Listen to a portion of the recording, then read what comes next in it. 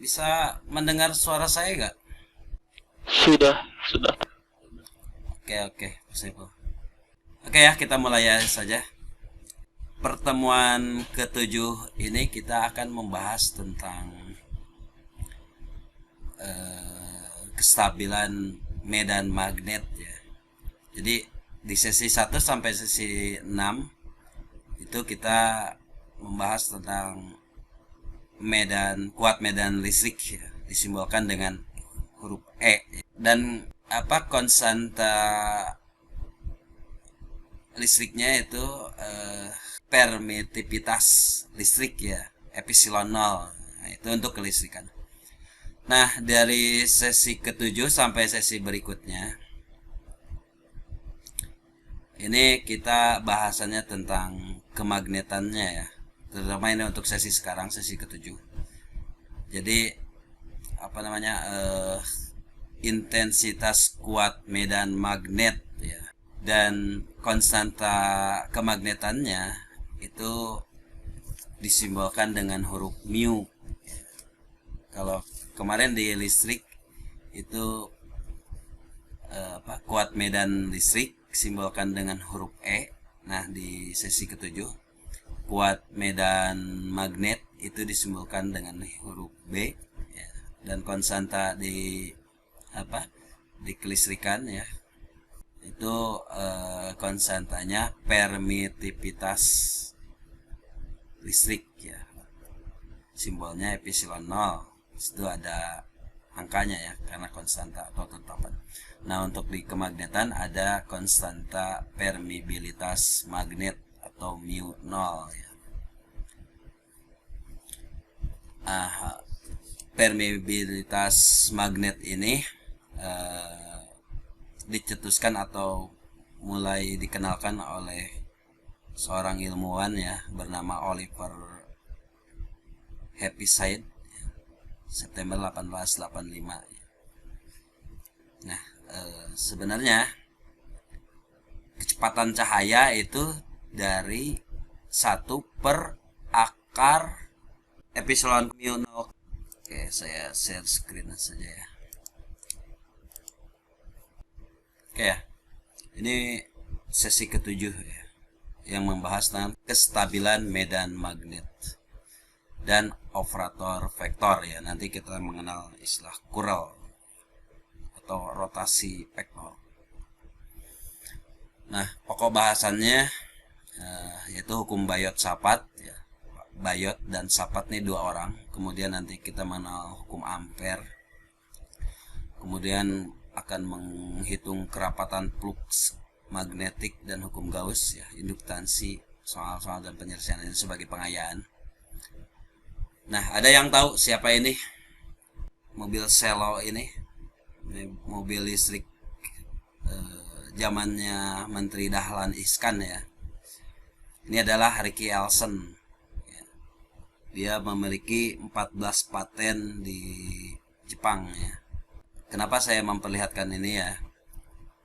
Jadi di elektromagnetika ini kita tidak terlepas tadi dari listrik statis dan kemagnetan ya. Nah, yang saya tangkap dari Ricky Elson ini, nanti di hukum Biot-Savart ya, terutama di hukum gaya Lorentz, kaidah tangan kiri ya, kaidah tangan kanan itu bisa Hans Christian Ørsted ya, HC Ørsted ya. Jadi katanya kalau menguasai kaidah tangan kiri, kita akan bisa menggerakkan dunia.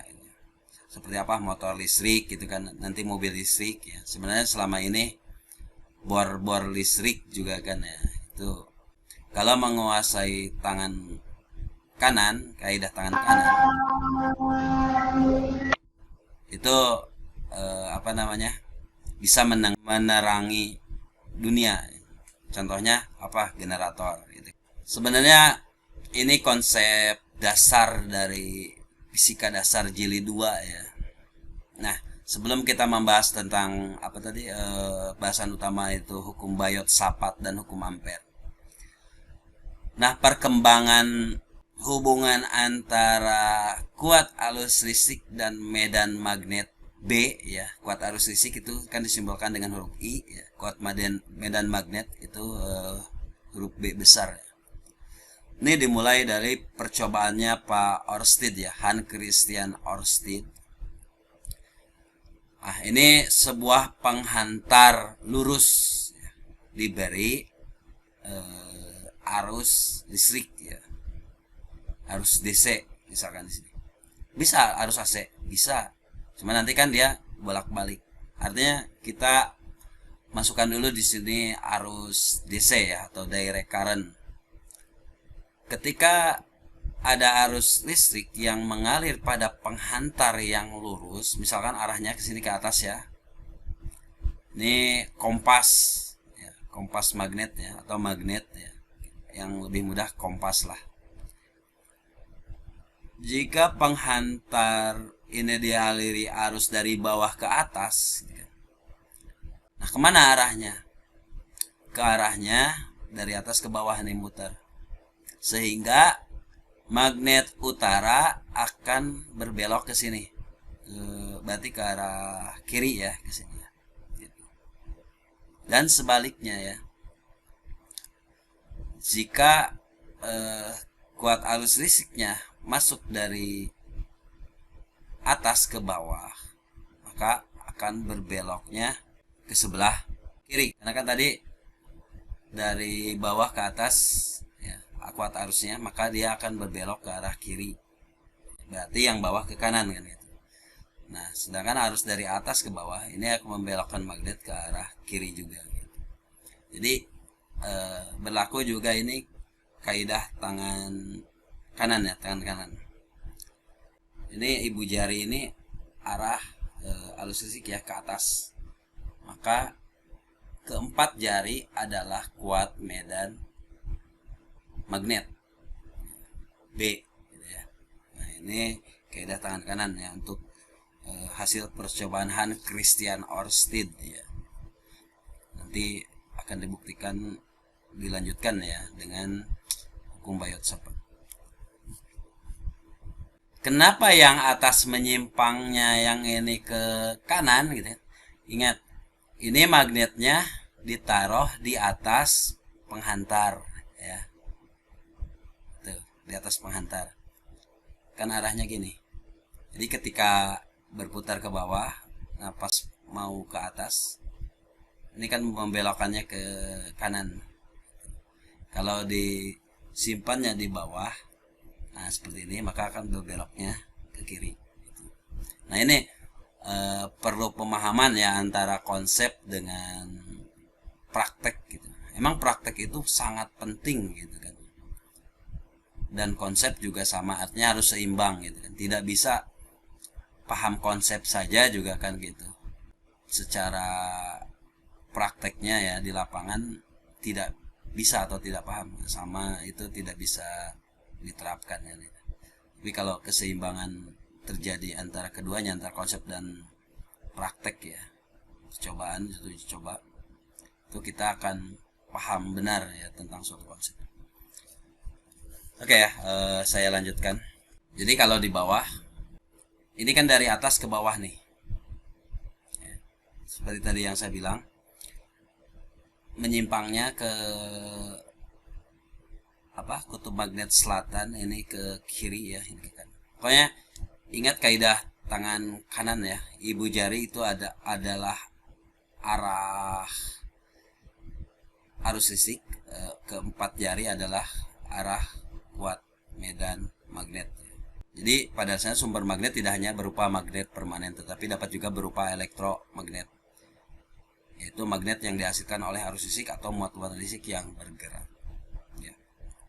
Makanya kita akan temui di mesin air ya, kemudian peralatan rumah tangga ya, seperti mixer, di situ tidak ada magnet ya. Artinya tidak ada magnet permanen ya, tapi bisa berputar gitu kan, bisa bergerak gitu kan, menjadi motor listrik. Nah dari mana medan magnetnya kan? Nah situ kan ada lilitan-lilitan ya. Kalau di mesin air atau jet pump, itu lilitannya di bagian luarnya ya. Nah, lilitan yang di luar itu membentuk medan magnet. Jadi bisa dipahami ya. Jadi mungkin saat kecil atau saat SD ya, Anda pernah praktek membuat magnet dari paku yang digulung dengan kawat email gitu ya, intinya.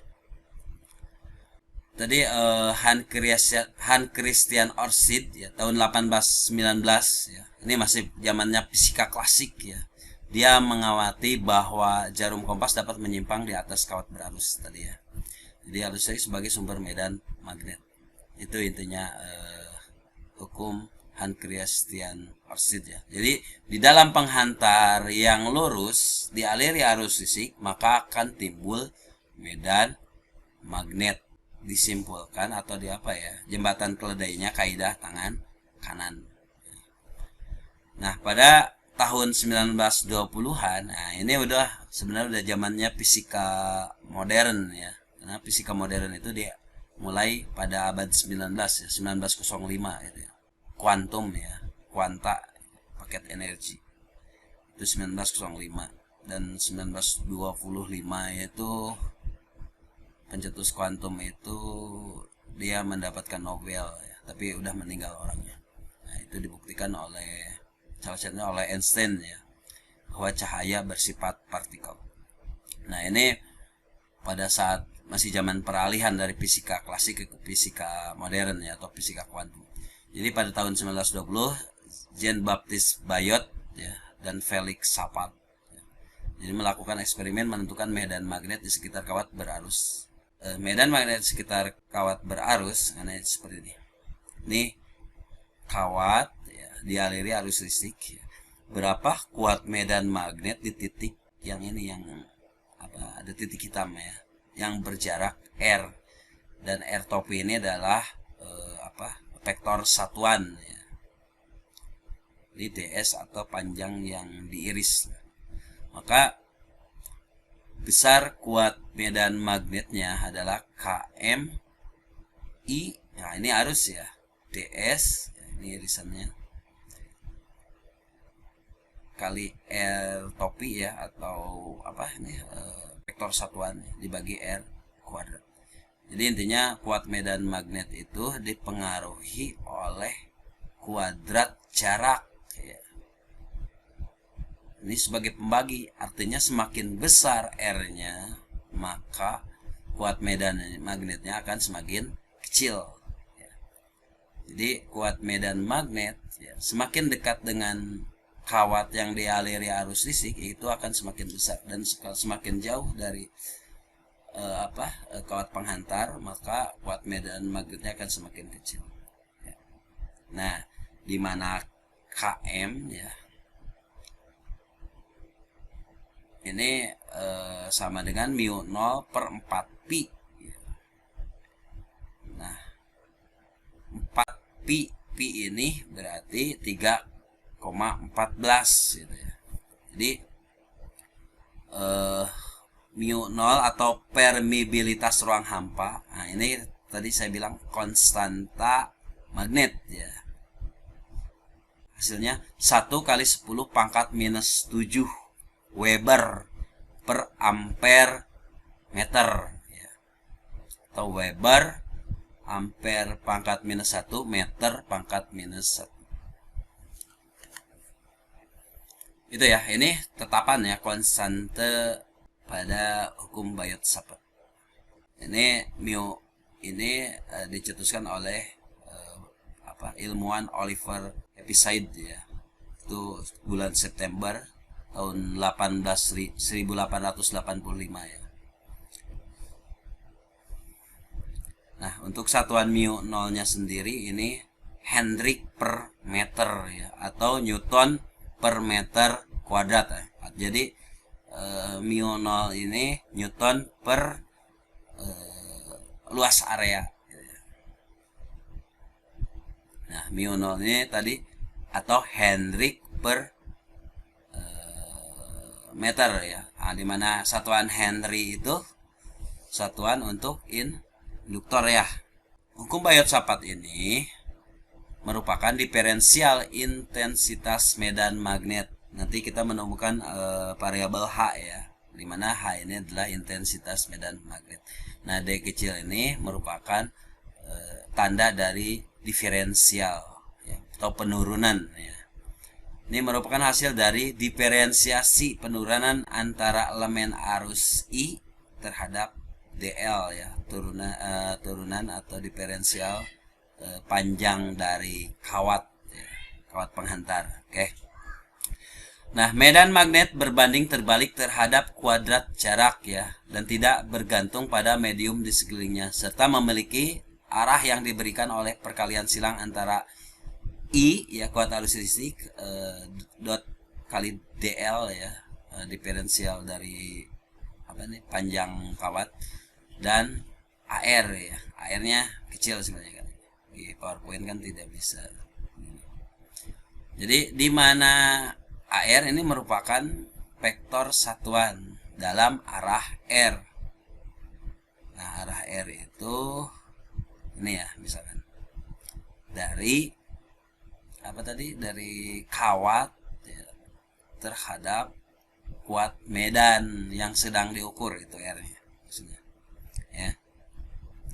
Nah, elemen arus ke titik di mana hendak dihitung ya, atau intensitas medan magnet ya. Di sini medan magnet disimbolkan dengan huruf H ya, itu DH. IDL kali AR ya, di mana AR adalah vektor satuan untuk arah R dibagi 4 VR kuadrat. R ini adalah jarak ya dari kawat penghantar terhadap titik yang mau diukur kuat medan atau intensitas medan magnetnya. Oke. Nah, ini seperti ini ya. Jadi ini kawat penghantar di sini misalnya I DL. Nah, kita mau mengukur kuat atau intensitas medan magnetnya di titik ini. Maka ini adalah terpisah pada jarak R, itu maksudnya. Oke. Nah, dari ya, elemen arus tidak memiliki kebebasan. Proses penjumlahan ini akan menghasilkan bentuk integral dari hukum Biot-Savart ya. Jadi integral tertutup dari arus dot DL ya. DL ini sebenarnya panjang kawat ya. Nah, ini yang di diferensial dari titik ini ke sini misalnya. Kan bisa juga dari sini ke sini kan. Jadi DL-nya panjang kawat di sininya. Ini yang maksud di diferensial kan. Dikali AR per 4pi R kuadrat. Jadi AR ini hanya merupakan vektor satuan dari R ya. Jadi intinya IDL per 4pi R kuadrat. Nah, jadi kita bisa melihat dari hukum Biot-Savart ini bahwa intensitas kuat medan magnet itu sebanding dengan arus listrik dan berbanding terbalik dengan kuadrat jarak ya. Jadi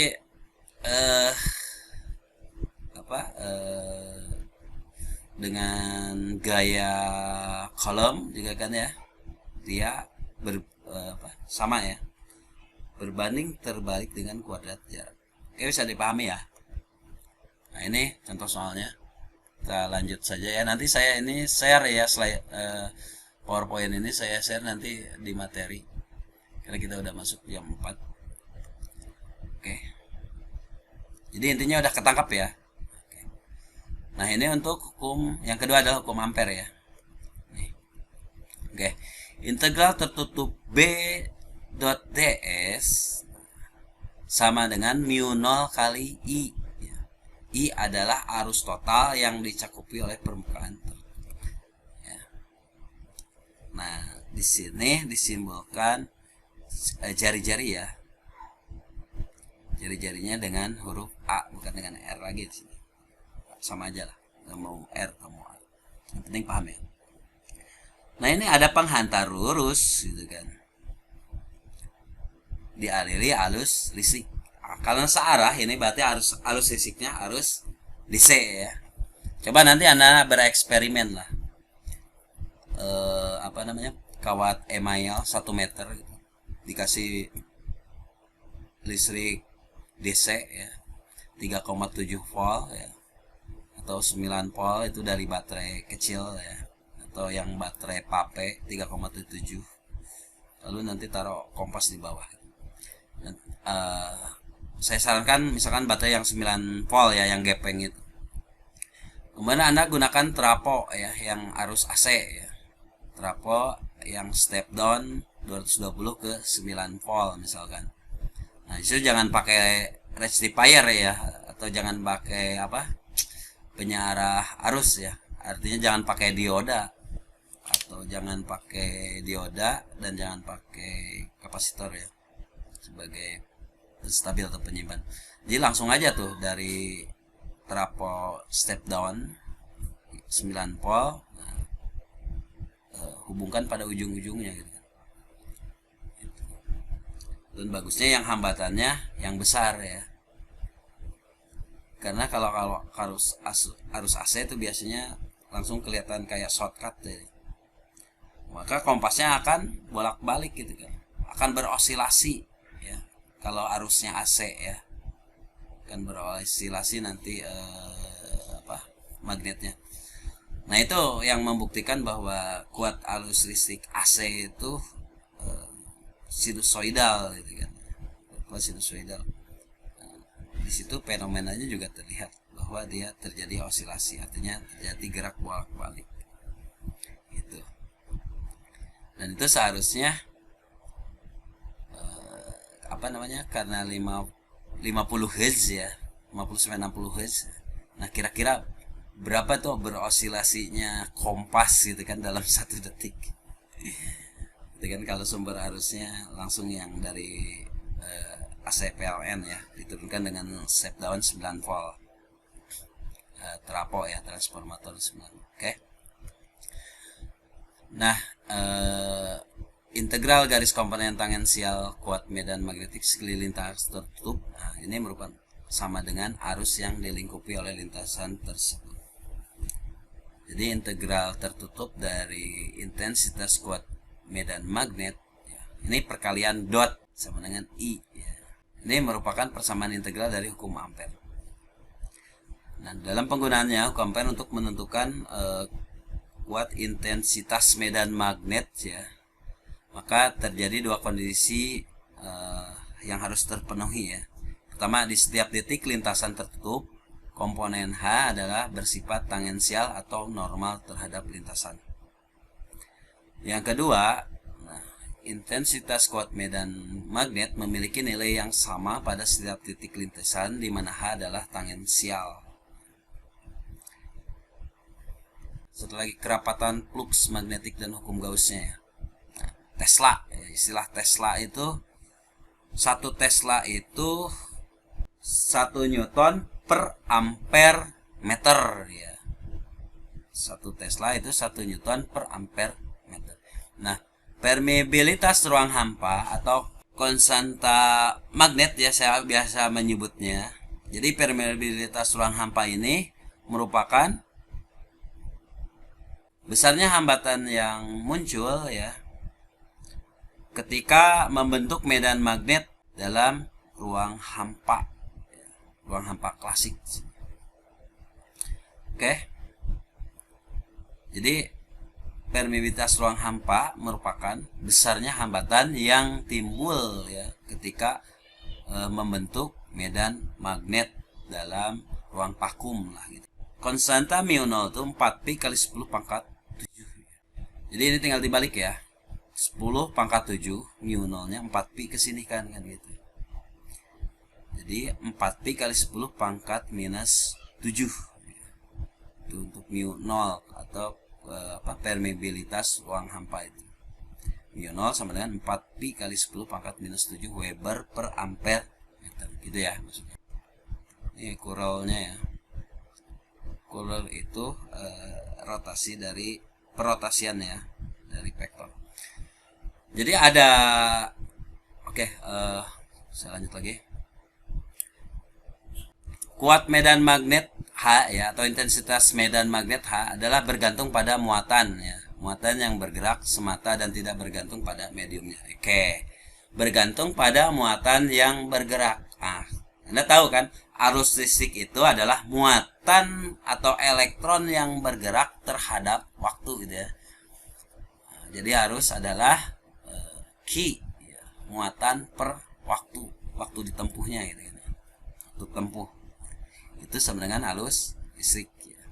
Jadi 1 ampere itu muatan 1 kolom pada waktu 1 detik ya. Muatan 1 kolom yang bergerak selama 1 detik itu 1 ampere. Nah, 1 kolom itu berapa juta elektron kan gitu. Sekian triliun elektron yang bergerak dalam waktu 1 detik itu 1 ampere definisinya kan gitu. Kayak konsep-konsep dasar seperti itu yang ingin saya terapkan pada Anda gitu kan. Nah, konsep dasarnya seperti ini gitu kan. Salah satunya di elektromagnetika ya. Selain elektromagnetika nanti juga ada elektrodinamik ya. Judulnya klasikal elektrodinamik, itu buku yang dipakainya ya, edisi ketiga. Ini ada saya lupa lagi siapa pengarangnya. Klasikal elektrodinamika fase pada medan magnetnya sekarangnya. Jadi pertemuan 1 sampai 6 itu kita membahas tentang kelistrikan.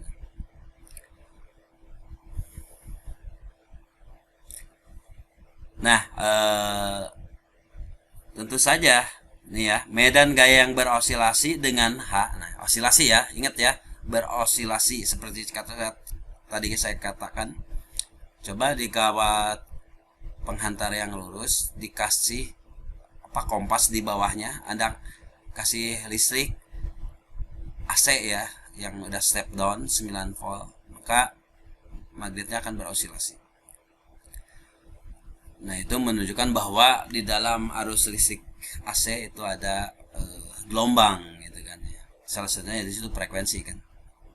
Karakteristik dari gelombang, dia memiliki frekuensi. Nah, ini adalah kerapatan flux magnetik yang diberikan oleh persamaan B sama dengan mu kali H. Jadi medan gaya berosil dengan H itu merupakan kerapatan magnetik ya, yang diberikan oleh persamaan. Itu sama dengan mu kali H. Di mana mu adalah permeabilitas medium ya, atau permeabilitas bahan ya, ruang ya, dimana permeabilitas medium ini dipengaruhi dengan mu 0 ya, atau permeabilitas ruang hampa, dan mu R. Nah, ini yang bahannya ya, sama dengan permitivitas listrik kan ya, dari ruang vakum dan di luar. Kalau di vakumnya kan epsilon 0 ya. Di sini adalah mu ya. Untuk magnet itu mu besarnya 4 pi kali 10 pangkat ya, Weber per ampere meter. Nah, di mana satuan untuk B adalah Tesla. Jadi 1 Tesla itu 1 Newton per ampere meter ya. Ingat, Newton ini satuan untuk gaya. Nah, ini prinsip dinamo motor listrik Tesla ini. Oke ya, saya cukupkan. Nah, jadi 1 Tesla itu 1 Weber per meter persegi. 1 Tesla itu 1 Weber per area ya, perluasan ya. Dan 1 Henry itu 1 Weber per ampere ya. Ingat, Henry adalah induktor. Itu ya, satuan untuk induktor ya. Induktor itu ada solenoid, ada toroida gitu kan ya. Nah, ini. Jadi masih banyak sebenarnya untuk flux lingkup untuk kumparan arus ini. Gitu ya. Jadi ini pada bentuk tabung ya. Sampelnya ya, atau contohnya ya. Nah, ini pada penghantar lurus. Nah, makanya di sini dilibatkan tadi satuan Henry ya, di mana Henry itu 1 Weber per ampere ya. Untuk induktor ya kita kenal ya. Nah, induktor ini adalah kawat yang dililitkan gitu kan ya. Kawat yang digulung gitu kan ya. Nah, kalau kawat yang digulungnya lurus gitu kan, nah, kayak per, itu disebut solenoid. Kalau kawat yang digulungnya nanti pakai perit ya, perit yang bentuknya lingkaran kayak donat ya, itu disebut toroida. Itu biasanya ada di apa ya, di stabilizer dipakainya itu. Itu satuannya Henry gitu ya. Nah, ini silahkan Anda gabungkan pengetahuan Anda ya dari pengetahuan SMK, SMA-nya diingat kembali. Jadi karena ini adalah eranya gitu kan sekarang, era apa namanya? Era mobil listrik gitu kan. Mungkin di situ ada peluang-peluang yang bisa kita lihat gitu kan. Di kata Ricky Elson itu kan suatu saat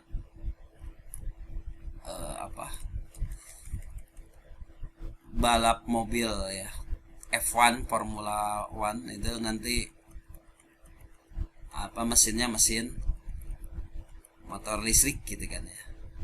Kalau udah motor listrik yang sekarang aja Tesla kecepatannya udah demikian cepat gitu, maka nanti akan tidak aneh lagi gitu kan, untuk kecepatan mobil ini akan semakin cepat. Nanti yang dipikirkan bukan kecepatan mobil lagi, keseimbangan mobilnya gitu kan. Bentuk aerodinamisnya nanti harus betul-betul lebih dipikirkan lagi. Oke ya, untuk pertemuan kali ini saya cukupkan. Ada pertanyaan tidak? Silakan jika ada pertanyaan mengenai UTS sebelum saya tutup, karena 9 menit lagi ya Anda kuliah dengan Pak Aryo. Iya Pak, untuk tes di sesi 1 ya sampai sesi 7 untuk bahasannya. Ya, dari sesi 1 sampai sesi 7 saya usahakan apa yang saya berikan lah dari tugas itu saya akan jadikan sebagai soal UTS gitu kan. Saya akan membuat soal esai lagi gitu kan, esai ya. Gitu ya. Untuk pertemuan kali ini saya cukupkan. Silahkan Anda saya gonat. Asri, hadir. masih ada. Dede Irfan. Ini tidak ada ya? Tidak ada ya? Tommy Lotama ada gak? Tidak, Pak. Iya, tidak ada. Oke, saya cukupkan ya untuk sesi ke-7 ini. Selamat menempuh ujian tengah semester. Untuk sesi ke-7 silahkan kerjakan ya tugasnya ya. Oke gitu ya, saya cukupkan ya. Assalamualaikum warahmatullahi wabarakatuh. Waalaikumsalam.